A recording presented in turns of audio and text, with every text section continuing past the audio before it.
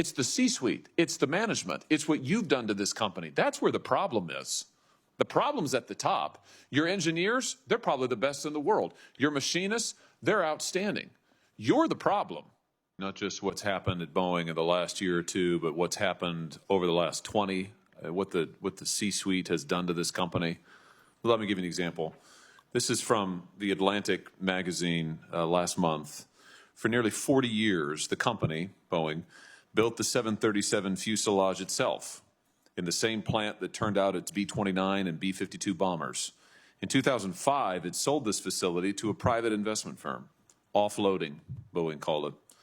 The tail, the landing gear, the flight controls, and other essentials were outsourced to factories around the world, owned by others, and then just shipped to Boeing for final assembly.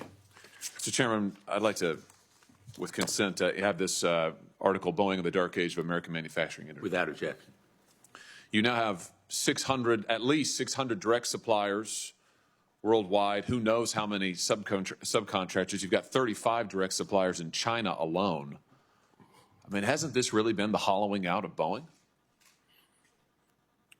Senator Hawley, I think the decision that we have made with respect to Spirit Aero and our determination to bring it back into the Boeing fold is definitely a vote in favor of vertical integration. That's one. I can't comment on all of the ones of the past. And we have not had the number of issues in those that we are currently dealing with respect to our fuselage. So I can't rewrite history, but I can take action You're in charge forward. you're in charge of the company. I'm just asking you. You're in charge of a company. You're getting paid $33 million a year. You're in charge of a company that has systematically, over decades now, shipped out its jobs, shipped out its production.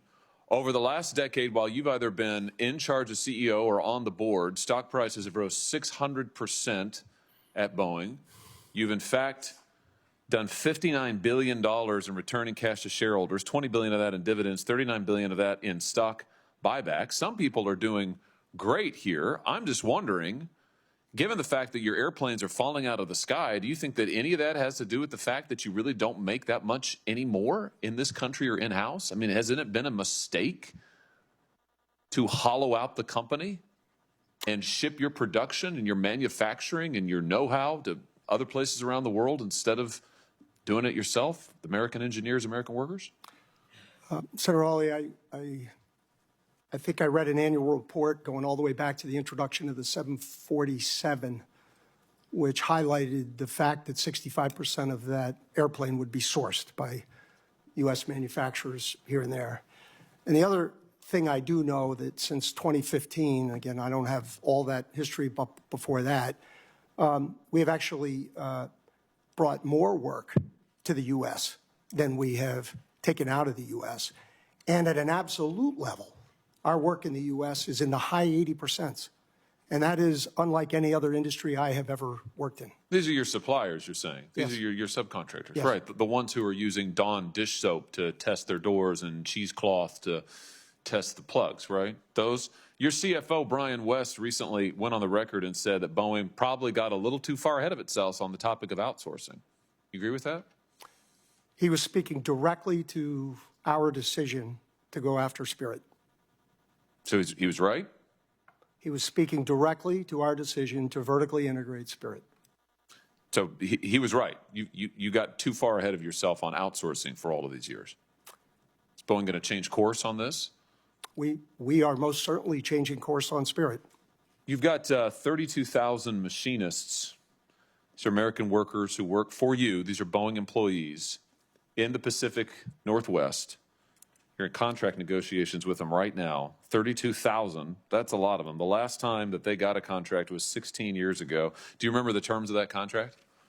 I don't. It was a very long contract. Yeah, well, they got 1% wage increases over 8 years.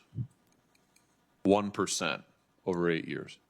You got a 45% increase just last year, and you're making $33 million. You think maybe these folks deserve a raise? Oh, they will definitely get a raise. Good, good. I hope it's a substantial one.